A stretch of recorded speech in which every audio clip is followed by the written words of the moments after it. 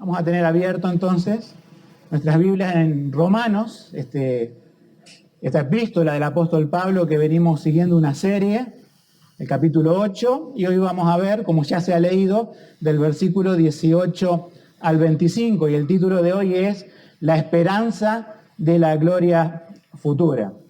Ahora, a manera de introducción, ¿qué nos muestra la Biblia en general, o sea, en el Antiguo, Nuevo Testamento, respecto a la vida presente y a la vida futura?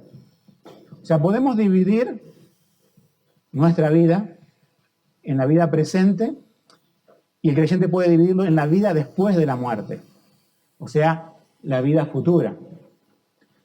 Una apreciación correcta y bíblica de la vida presente y la vida futura te va a llevar a esto. Escuchen bien. Esto lo vamos a ver hoy en Romanos, pero en términos generales yo se lo digo lo que la Biblia nos muestra. La Biblia por lo general nos muestra un tiempo presente malo, pero un futuro glorioso. Puedo respaldarlo con algún versículo más, por ejemplo Gálatas 1:14, que dice: a quien se dio a sí mismo Cristo por nuestros pecados para librarnos de este presente siglo malo. Y después en el próximo versículo dice a quien, habla de la voluntad de Dios y Padre, a quien sea la gloria por los siglos de los siglos. O sea, nuevamente el apóstol Pablo, que escribió Romanos por inspiración del Espíritu Santo, que escribió Gálatas también, sí nos habla presente, siglo malo, gloria futura. O sea, toda la Biblia te va mostrando, ¿no es cierto?, que la vida presente es una vida de aflicciones, es una vida de muchas veces de dolor, pero que en el futuro Dios solucionará todo eso. Ahora, quisiera hacer un contraste con el falso evangelio. Como dijimos hoy, siempre nos encontramos con personas en la predicación que son evangélicas, pero no le preguntás cómo van al cielo y invocan las obras. Pero el falso evangelio, que está muy marcado en este tiempo, uno siempre lo tiene que contrastar con el verdadero. No es que seamos insistentes sobre un mismo punto, pero cada vez que predicamos el verdadero evangelio, que nos muestra la vida presente para el creyente, un siglo malo, de pruebas, no es un lecho de rosas, ¿sí?, sino que es algo que estamos en un mundo caído en pecado y un futuro sí glorioso. Ahora, el falso evangelio te invierte ese pensamiento. El falso evangelio te dice, bueno, empezá a disfrutar la vida ahora con todas las bendiciones, que es un adelanto del futuro. O sea, el futuro para el falso evangelio es un mayor disfrute que el de ahora. Pero ese patrón, ese pensamiento, no lo vemos en la Biblia. Fíjense lo que dice un autor conocido, malo, ¿no?, que no cree en el evangelio o que dice que es evangélico, pero dice: ¿sueñas a menudo tener una vida más gratificante? Y claro, y todas las personas dirían: sí, claro. ¿Aspiras a tener un mejor trabajo? ¿No? Un matrimonio sólido, no dice un matrimonio santo, dice un matrimonio sólido. Un hogar feliz, sí, claro, todos. ¿Deseas tener mejores relaciones con tu familia y amigos? El que escribe esto se llama un tal Joel Osteen. Y el título del libro es Su mejor vida ahora. O sea, el falso evangelio te dice: vení a la iglesia para vivir tu mejor vida ahora. El verdadero evangelio te dice: sí, vení a los pies del Señor, humillate ante Él, cree en Jesucristo como el Salvador de tus pecados, arrepentite, poné fe en Él, pero la vida va a ser difícil.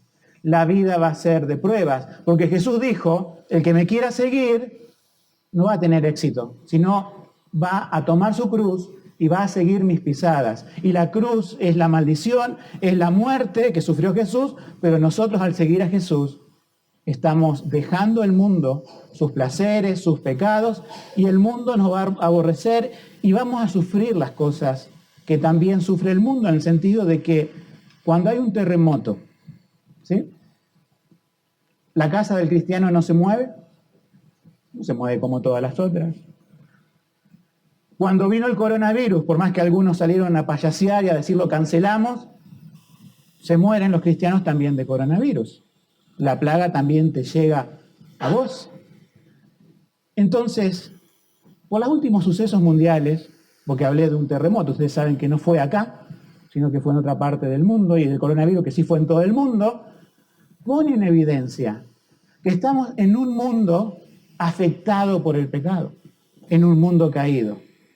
Entonces, el verdadero evangelio te plantea una vida de pruebas ahora y de sufrimiento, pero con la esperanza de que Dios te dará fuerzas para sobrellevar todos esos sufrimientos y llegar un día, después de esta vida, a la gloria donde no más sufrir, donde no habrá más muerte, ni llanto, ni dolor, sino que Dios, como dice en Apocalipsis, enjugará la lágrima de todos nosotros los que hoy lloramos.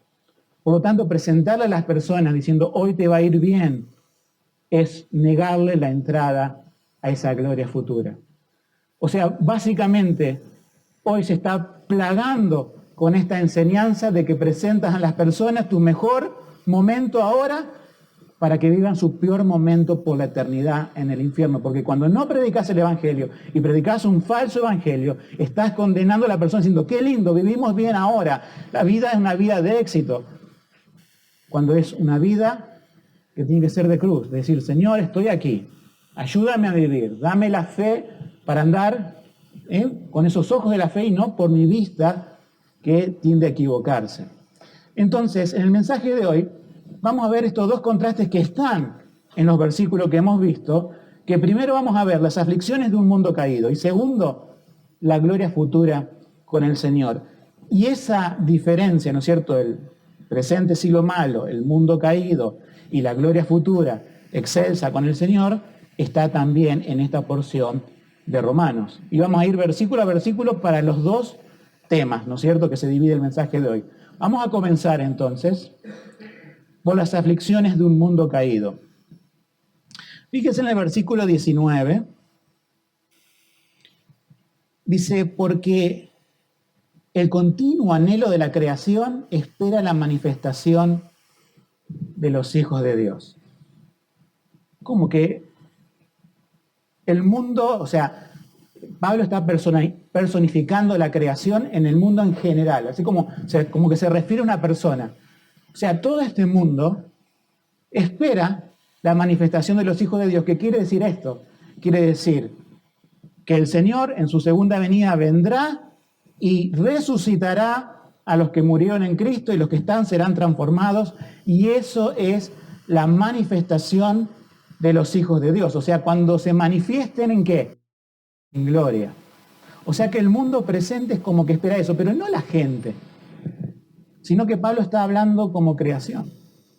La gente sí espera una vida que pueda ser placentera ahora y en la eternidad, pero no involucra a Cristo en esa forma de vivir, no involucra a Dios, no tiene conciencia de pecado. O sea que el mundo está incompleto como está ahora, porque fue completado en la creación. Todo lo que hizo Dios, nosotros leemos en el libro de Génesis, después de cada día de la creación, ¿cómo fue lo que hizo Dios? Todo lo que hizo Dios fue bueno, ¿sí? Pero a poco tiempo el hombre cayó en pecado. Y todo lo que hizo Dios se vio afectado por la realidad del pecado, por un juicio de Dios. No es que el hombre estropeó la creación, no tiene tanto poder, pero sí tuvo la decisión de elegir mal, eligió el pecado, eligió creerle a Satanás. Y nosotros tenemos que este mundo, podemos decir, es un mundo caído. Cuando en Génesis 3:17 le dice Dios al hombre, maldita será la tierra por tu causa, después leemos que le producirá espinas y cardos, ¿sí? No es... Maldita será la tierra, no es una cuestión de que, bueno, los que se dedican al campo van a tener problemas porque le van a crecer malezas, no. Es algo más grande, es algo más específico, que es la tierra por tu causa, por la causa de tu pecado, está maldita. O sea, cuando Dios le dijo al hombre, el día que pecares morirás, toda la creación se vio afectada por esa muerte. O O sea, no solamente el hombre en su espíritu y alma que murió en el instante, por eso se escondió de Dios, después murió en cuerpo, tardó en morir, como decimos siempre, Adán, como 900 y algo de años, 930 por ahí, pero murió, como todos, ¿sí? Pero toda la creación está sujeta a esta muerte. Todo lo que era bueno, ahora se ha transformado en cosas que suceden en un mundo caído. Por supuesto que yo sé que muchos vinieron de vacaciones, es lindo el mar, es linda la montaña, son lindos los paisajes que todavía tenemos de este mundo, ¿verdad? Pero por ahí viene un huracán y se lleva todo. Por ahí no llueve y se seca todo. Quizás estoy diciendo algo más cercano a nuestra tierra.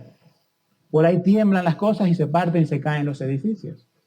Por ahí hay enfermedades que se desatan en todo el mundo. Por ahí hay un tsunami, una ola de muchos metros que arrasa con toda una población en la costa. Y sumado a todas esas catástrofes naturales están las mismas catástrofes que el hombre provoca con sus guerras, con sus amotinamientos, con su violencia, con su corrupción. O sea, la Biblia cada vez que nos dice, mirá al mundo, es decir, tenés que ver un mundo caído, tenés que ver un mundo que está maldito y un mundo que está en pecado. ¿Qué diferencia de cosmovisión la que nos presenta la Biblia a la que muchos se hacen, ¿no? O sea, es triste la descripción, pero es bíblica. Vivimos en un mundo maldecido por Dios. La muerte entró por el pecado y el juicio de Dios entró en el hombre y entró en el mundo. Por eso, toda esta creación está esperando que las cosas sean hechas de nuevo. Se hicieron en el principio en Génesis, bien, el pecado lo arruinó todo, pero en la gloria futura, cielo nuevo y tierra nueva, todo va a ser distinto. Va a ser como antes, pero mejor que antes. ¿Sí? A veces cantamos una canción, glorioso eres Jesús, y cuando vengas todo lo solucionarás, todo lo enmendarás. ¿Sí? Todas esas cosas de este mundo caído se solucionarán en la venida de Cristo. Ahora, siguiendo con este versículo 19, quiero detenerme, que sigas pensando que estás en un mundo caído. A los creyentes les digo esto.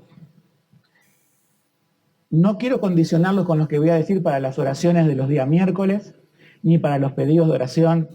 No quiero que después digan, no, el pastor dijo que no debemos orar más por los enfermos. No. Pueden pedir por alguna enfermedad de ustedes, de sus hijos, de una intervención quirúrgica. Sabemos qué pasa.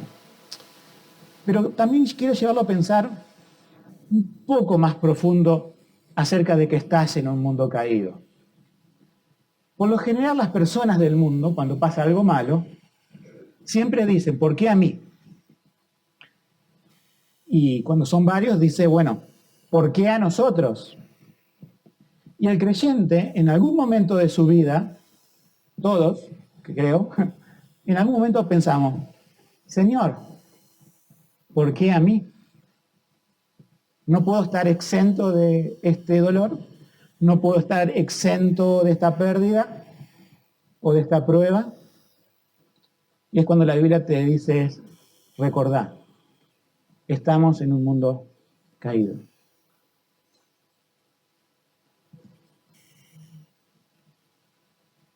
Dentro de poco, un poco más adelante, voy a cumplir medio siglo. ¿Sí? No tengo problema en ocultar la edad. Cuando los años pasan, ¿sí? Muchos de nosotros, y quien les habla, ha tenido diferentes pruebas médicas, a punto de morir varias veces, pero también está el desgaste de que te empieza a doler todo. Te resfrías, te agarras una gripe, te indigestás, a veces por tu culpa, por comer lo que no comes, pero otras veces funciona mal. Recordá esto. Nosotros a veces en las oraciones nos equivocamos en esto. Queremos pedirle a Dios en la oración, Señor, líbrame del mundo caído, líbrame de mis dolores corporales, líbrame de mi malestar estomacal, líbrame de que tenga que ir al dentista. No, está mal pedido. Está mal pedido.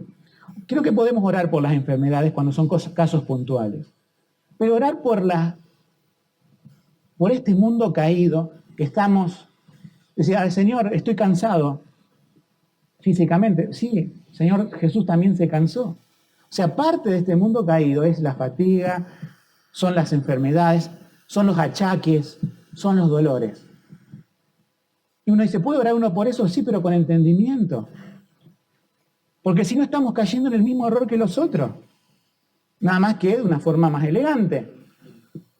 Estás en un mundo caído, no es tu mejor vida ahora. Antes deberías pedir, Señor, dame fuerza para sobrellevar esta pérdida, dame fuerza para sobrellevar esta enfermedad, dame fortaleza espiritual, porque si el alma se abate, como lo dice también unos salmos, no tiene recuperación la persona, pero fortalece, Señor, mi alma, porque mi cuerpo se desgasta, porque mi cuerpo sufre dolores en un mundo caído. Y yo lo sé, Señor, pero un día yo sé que todo lo vas a solucionar. Yo sé que la manifestación de los hijos de Dios parará con eso. Pero que nuestras oraciones sean, cuando una enfermedad nos impida congregarnos, cuando una enfermedad me impida predicar, oren por mí, el pastor, no puedo venir a predicar. Pablo tuvo casi esa duda, tengo un aguijón en la carne, casi no puedo predicar a otros. Pero el Señor dijo, no, vas a poder predicar. Pero Pablo dijo, Señor, quítamelo. Y el Señor le dijo, no. Pablo por segunda vez dice, capaz que no oré bien, no tuve suficiente fe. Y el Señor le dijo por segunda vez no. Y la tercera, no sabemos en cuánto tiempo lo hizo, ¿no? Si fue un día, 2 y 3, o si fue un mes, 2 o 3, o un año, le dijo, y el segundo año hizo una oración, y el tercero, no sabemos. Pero la tercera le dijo no, pero le dijo esto. Y Pablo lo entendió. ¿Qué le dijo? Que te baste en mi gracia, bástate en mi gracia. ¿Por qué, Pablo? Porque estás en un mundo caído y que te conviene estar allí. Porque también nuestro espíritu muchas veces, cuando todo está bien, tendemos a olvidarnos del Señor, tendemos a enorgullecernos. Cuando nos va bien el trabajo, decir esto es por mi fuerza, esto es por mi capacidad, y es todo por gracia, hermanos. Tengo salud, esto es por mi alimentación, porque voy al gimnasio, es todo por gracia, porque el Señor es así y se acaba todo, se pierde todo eso. O sea, el creyente tiene que reconocer que estamos en un mundo caído y que Dios te va a dar la gracia, que te baste mi gracia es la palabra de Dios para Pablo y para nosotros. El versículo 20, ¿sí? Otro dato más del mundo caído. Dice, porque la creación fue sujetada a vanidad, no por su propia voluntad, sino por causa del que la sujetó en esperanza. Hay el contraste acá. Siglo presente, la creación sujetada a vanidad. En el futuro, es la esperanza gloriosa. Ustedes conocen un libro del Antiguo Testamento, no sé si todos los que están aquí, que el tema casi central de decir es, todo es vanidad. En esta palabra del Nuevo Testamento significa inutilidad. O sea, no es inútil que trabajemos, no es inútil que aportemos para nuestra familia, no estoy diciendo eso. Pero si vos ves el mundo sin Dios, sin Cristo, pensando en su mejor tiempo aquí y ahora, es todo vanidad. Y de vanidades se alimentan las redes sociales. Y de vanidades se alimentan las conversaciones entre uno y otro. Vivimos en un mundo vano, donde Internet, la televisión, los medios despliegan esa vanidad. Pero es inútil delante de Dios. Es un mundo que le da la espalda a Dios, es un mundo que quiere vivir sin Dios, y si cree en Dios, lo quiere usar como el genio de la lámpara de Aladino, donde concede deseos. Pero no quiere a Dios. Hoy dijo algo Leonel en el repaso de nuestra confesión de fe. La gente esperaría un cielo, como, no sé, los musulmanes, saben que se inmolan y explotan esperando encontrarse con 20 mujeres arriba. ¿Sí? Ese es el cielo. Y para muchos cristianos, entre comillas, el cielo es más o menos parecido. O sea, mi mejor vida allá. Pero no tienen en cuenta a Cristo acá, no tienen en cuenta la santidad. ¿Cuántas personas dicen, yo creo en Dios, creo en Cristo y viven una vida de pecado? ¿O no? Pero el creyente no vive una vida de pecado. Se lamenta por su pecado, lucha con el pecado. Ve que las cosas a veces Dios permite, porque también pensemos esto, ¿no? Estamos en un mundo malo donde, como te digo, si tiembla el piso, tiembla para mí y para vos. Y si viene el huracán, también viene para vos, o el coronavirus. Pero aún así, en la soberanía de Dios, todo está controlado. O sea, si Dios quisiera que no temblara el suelo debajo de tus pies, lo haría.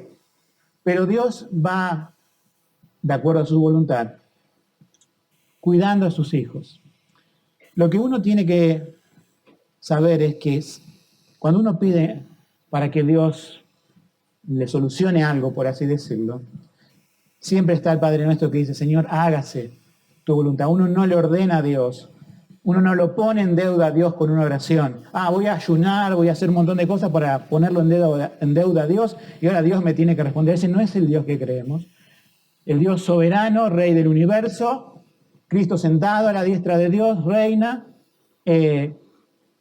no es afectado por sus criaturas.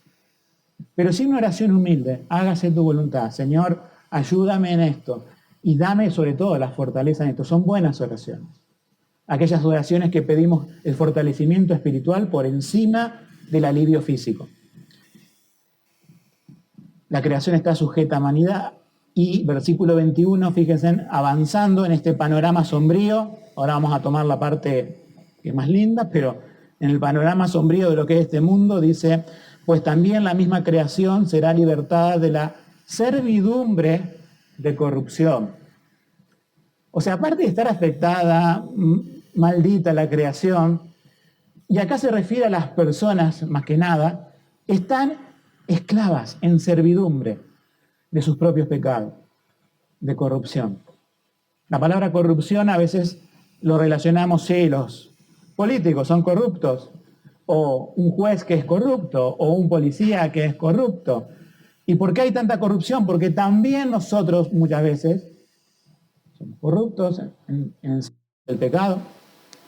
El creyente tiene que ser sal y luz en la tierra para impedir esa corrupción, pero nosotros nos declaramos como América Latina súper evangélicos y somos los más corruptos del planeta. Hay un problema ahí, que los que dicen ser creyentes no están siendo sal y luz, sino que son corruptos. Son corruptos en lo pequeño, son corruptos en un pequeño trabajo, en un vuelto, en lo que sea, y son moralistas diciendo yo no soy como aquellos grandes corruptos. Corrupto igual. Pero el que conoce a Cristo sabe que el Señor murió en la cruz para recibir el castigo de su corrupción, pero también nos ofrece la santificación. En el cambio de corazón, el creyente no busca la corrupción, se lamenta por la corrupción, busca la santificación. Entonces, el panorama externo, hermanos, es corrupto. Vivimos en un mundo caído y encima en un mundo corrompido. Y encima esclavo en un mundo que es esclavo de la corrupción. Y creo que el clímax de este panorama sombrío es el versículo 22. Porque sabemos que toda la creación gime a una, y aún está con dolores de parto hasta ahora.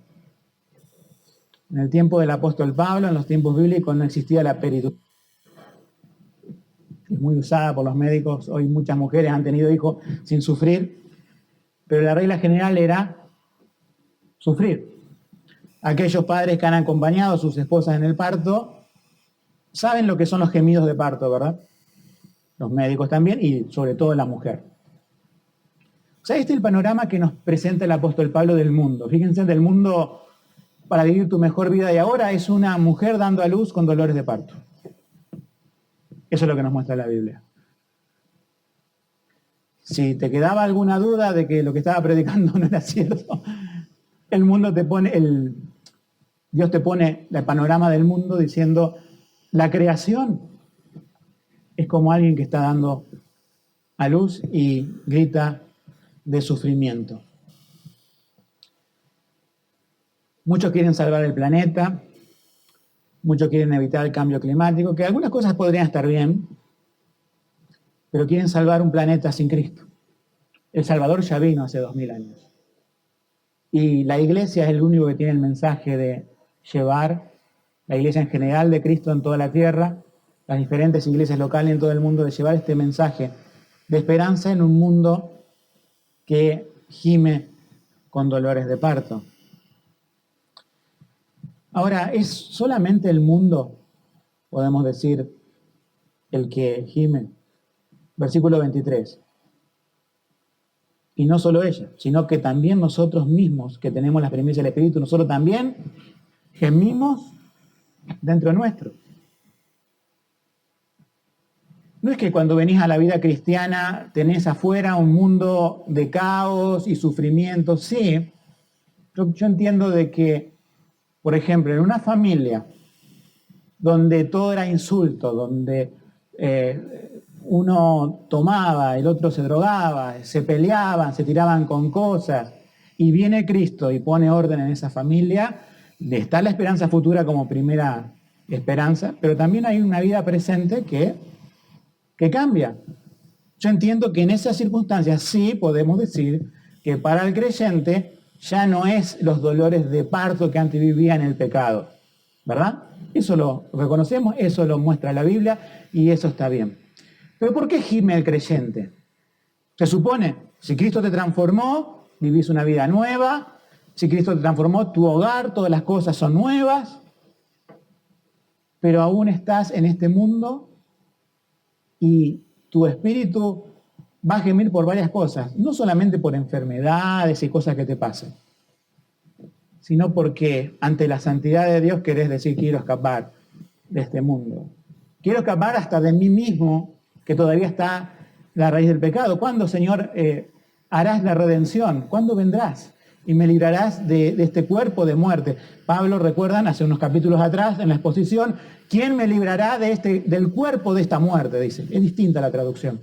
Quizás no le prestaban atención en su momento. Es algo más enfático, más fuerte, el cuerpo de esta muerte. ¿Quién me librará? Solamente Jesucristo, decía él. Gracias, doy a Dios por Jesucristo. Pero nosotros, los creyentes, gemimos porque conocemos verdaderamente la esperanza futura. Ya la empezamos a vivir, ya la empezamos a vislumbrar. Ya, esa sí es mi mejor vida ahora, cuando yo me enfoco en lo futuro y miro a lo presente, trayendo esa gloria futura en el sentido de que mi corazón y mi alma están enfocadas en esa venida de Cristo gloriosa. ¿Sí? Cuando venimos acá a la iglesia a cantar y a adorarte, no es para animarte a vos, es para adorar a nuestro Dios, pero eso nos anima, eso nos levanta y podemos decir, a lo mejor esta pequeña reunión y predicación de la palabra y canto y oración es un adelanto de la gloria futura donde estaré alabando con multitudes en el cielo, sin más dolor, sin más sufrir, sin más carne, todo va a ser perfecto. Ese es el adelanto que sí podemos traer. Y con esto terminamos la primera parte, que es la aflicción en un mundo caído. Pero déjame decirte esto, Cristo es la respuesta de Dios a un mundo caído. Supongo que ninguno de los que está aquí es ateo, ha venido a la reunión. Pero nos encontramos con gente atea y siempre te dicen los ateos, si Dios existe, ¿por qué permite el sufrimiento? Llévalo a ese versículo. La creación gime a uno. ¿Por qué? Por causa del pecado. Sí, Dios permite el sufrimiento, pero le advirtió al hombre, el día que pecares morirás. Y toda la creación será maldita. Y ese es el resultado del pecado, la creación maldita. Ahora, ¿querés que Dios solucione todo el tema del pecado sin hacerlo responsable a cada uno por su pecado? Porque el ateo lo que hace es echarle la culpa a Dios para seguir con su pecado. Pero Cristo es la respuesta de Dios a un mundo caído. La cruz es la respuesta a nuestra corrupción. Ser perdonados, lavados y santificados es la esperanza gloriosa que tiene cada creyente en Cristo. Y ahora entramos a la gloria futura. Repasando los mismos versículos. Fíjense en el versículo 18, que recién hemos leído. Tengo por cierto que las aflicciones de este tiempo presente no son dignas de comparar con la gloria venidera que en nosotros ha de ser manifestada. No tiene comparación, es incomparable. Pero el tema es este. Vos, para que sea incomparable, tenés que comparar las cosas. Si el creyente se desalienta al ver las cosas de este mundo caído. Te puedes alentar por muchas cosas y yo sé que son cosas válidas. La pérdida de un embarazo, la pérdida de un familiar, la enfermedad, una operación, una incapacidad, una pérdida laboral. Todas esas cosas, sí, son tristes, pero tenés que comparar. Porque si vos te quedás con eso, vas a estar siempre abatido, abatida. Vos tenés que comparar con la gloria futura. Cuando el creyente compara con la gloria futura, ¿y cómo lo hace a eso? Uno dice, bueno, ¿cómo lo hago? En la palabra de Dios están las promesas de esa gloria futura. Cristo es el mediador que nos posibilita la entrada a esa gloria futura. Por lo tanto, es nuestro deber como cristianos comparar la gloria futura con el tiempo de aflicción presente. Y Dios nos ha dejado los elementos, su palabra y el Espíritu Santo que tenemos dentro, que si nosotros nos humillamos ante Dios y pedimos la guía, Él nos va a conducir a ver más de la gloria futura. Al leer la Biblia, al orar, al venir a las reuniones. Señor, revela hoy tu gloria, cantamos. Es fácil cantarlo, pero con un sentir.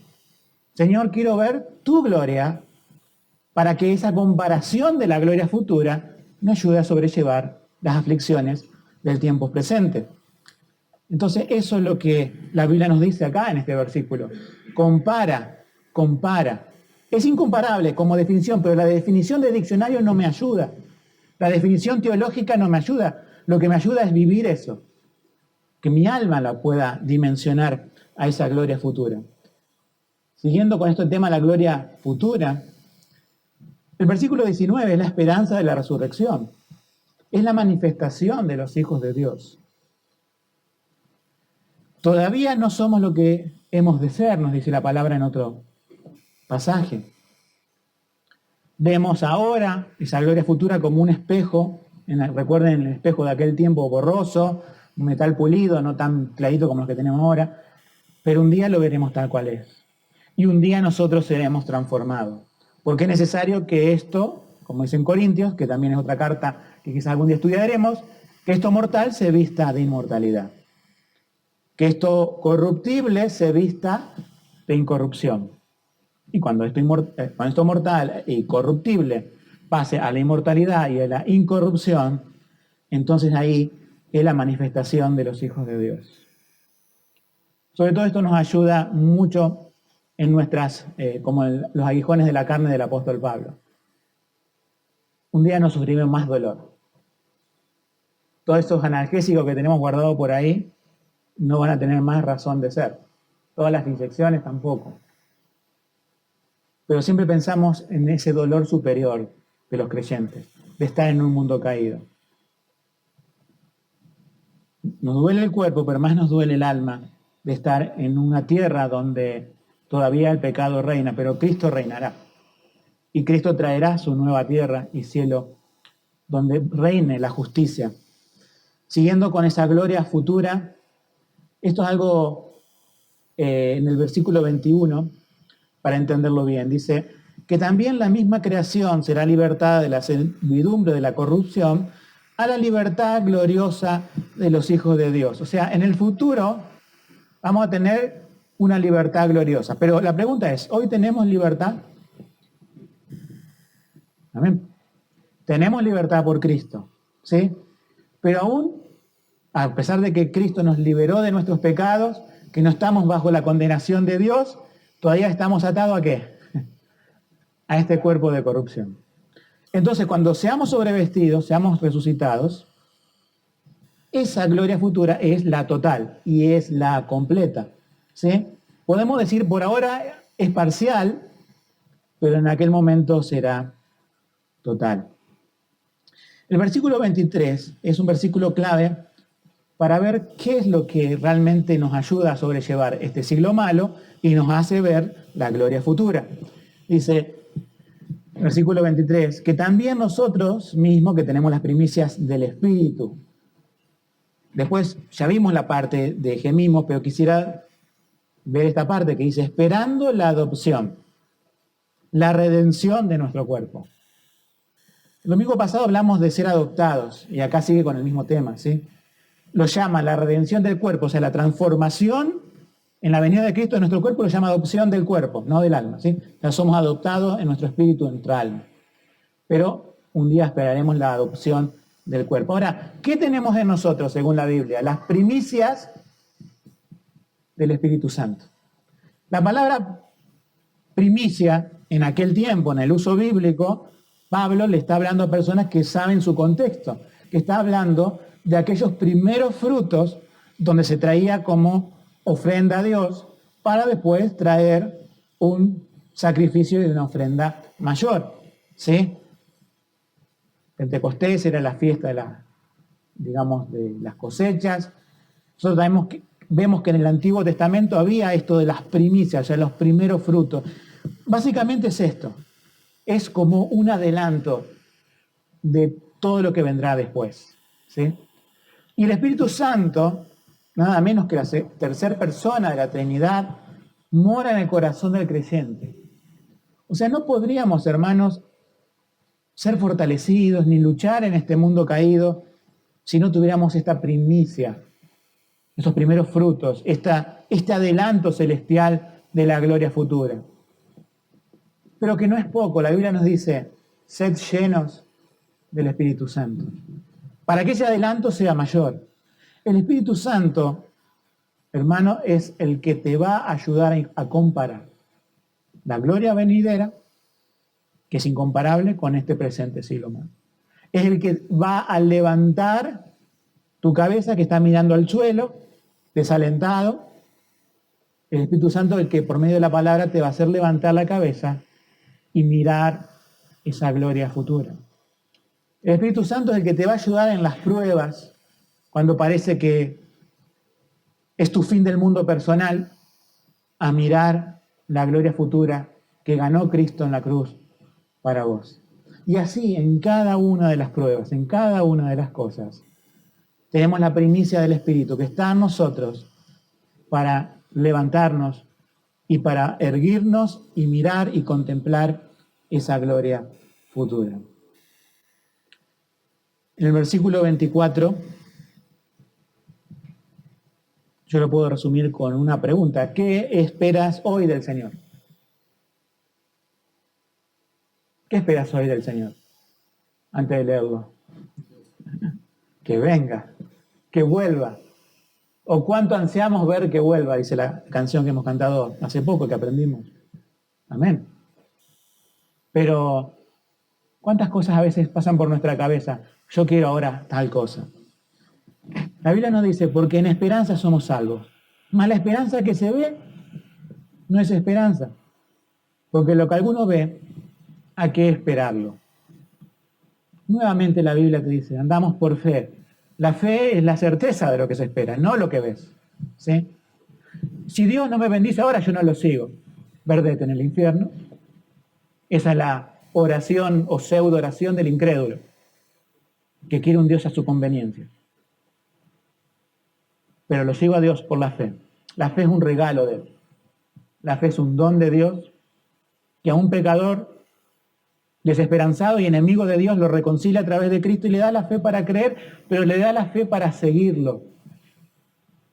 No es una fe que cree un día y al otro no. Es una fe que cada día cree. ¿Por qué? Porque está el Espíritu Santo allí y no esperamos ver ninguna evidencia más de Dios. Yo le digo, hermano, muchas veces queremos condicionar a Dios y decir que vamos a ponernos a seguirlo como tiene que ser si Él cumple tal condición. Si Él cumple, no sé, tal favor que le pedimos. No andamos por fe, por vista, andamos por la fe. Y nosotros esperamos algo más glorioso. El mundo se reirá de nosotros, se burlará de nosotros como se burlaba de Noé cuando construía el arco. Nunca llovió. ¿Qué es eso de llover? ¿Qué es eso de caer agua en el cielo? Cuando tenían el agua hasta el cuello, las burlas ahí no estaban. ¿Qué es eso de que como dice el mundo, ¿no? Un carpintero de hace más de 2000 años va a venir a buscar y se va a presentar en el cielo y va a llevar a los suyos. Sí, porque ese es el Rey de Reyes y Señor de Señores. Es más que un carpintero. Es alguien que vino a este mundo siendo Dios, nació como hombre, y como verdadero Dios y verdadero hombre que es, Él murió en la cruz, resucitó y está a la diestra de Dios. Y Él reina. Y Él va a traer su reinado, su reino. Cuando decimos, venga tu reino, Dios, es que Él va a traer su reino a través de la venida de Jesucristo. Y a través de la predicación del Evangelio es que muchas almas se están acercando a ese reino. Entonces, ¿qué querés ver hoy de Dios? Recordá la fe. Y por último, el versículo 25. Porque si esperamos lo que no vemos, con paciencia lo aguardamos. Esta es una exhortación del Señor a todos los creyentes en esta mañana. Paciencia. Paciencia. No es una carrera, como siempre digo, de 100 metros, donde te agitás y decís, oh, qué bien que los corrí. Es una carrera de varios kilómetros, no sé cómo se llamarán, 40K, no sé, nunca he corrido una maratón, pero yo sé que hay carreras largas. Es la carrera larga, la vida cristiana, ¿sí? No es aquello que salen de la meta corriendo y vos ves esto a las 2 cuadras, no, se van a morir. Sino que los cristianos siempre llegan a la meta, llegan al final. ¿Por qué? Porque el Espíritu Santo los guía. ¿Cuántos que dicen ser cristianos comienzan corriendo y haciendo promesas y muchas cosas y después dejan? No está el espíritu de las primicias en ellos. No está el Dios que los salva y que comienza en ellos la obra y perfecciona hasta el fin. Por lo tanto, cualquiera que esté aquí, que tiene que pensar en esto, cuando Dios te salva, te hace caminar junto a Él. No hay tal cosa como que Dios te salva, viví tu vida y cuando quieras, seguime. No existe, eso es un falso evangelio. La Biblia nos dice, ¿querés seguirme? Toma tu cruz, pero el Espíritu te va a dar fuerza. Ligera es mi carga, dice la Biblia. El Espíritu Santo te va a dar la paciencia, como dice este último versículo. Porque los impacientes, no es un versículo bíblico, los impacientes no heredarán el reino de Dios, pero la paciencia y la fe van unidas. El impaciente, el que sigue al Señor a veces y a veces no, a veces se engaña, porque no tiene ni fe ni... Por eso la Biblia nos dice la paciencia. Hermanos, yo sé que van a sufrir muchas cosas, así como yo, en este mundo caído. Espero que no les deseo ningún sufrimiento, pero les digo la verdad bíblica, me la digo para mí mismo, sufriremos. ¿Sí? Como decía un pastor muy conocido, que tiene un mensaje muy lindo, John Piper, decía, sufrirás. Cuando el otro te dice, vení a vivir. Prefiero seguir a esos siervos del Señor donde me plantean la verdad bíblica, diciendo, hermanos, sufriremos, pero por medio de Cristo somos más que victoriosos. Por medio de Cristo tenemos la seguridad de que estaremos en esa gloria futura con Él, porque la Biblia dice, ¿no es cierto? Y Jesucristo mismo dijo, donde yo estoy, ustedes también estarán. Que el Señor nos bendiga.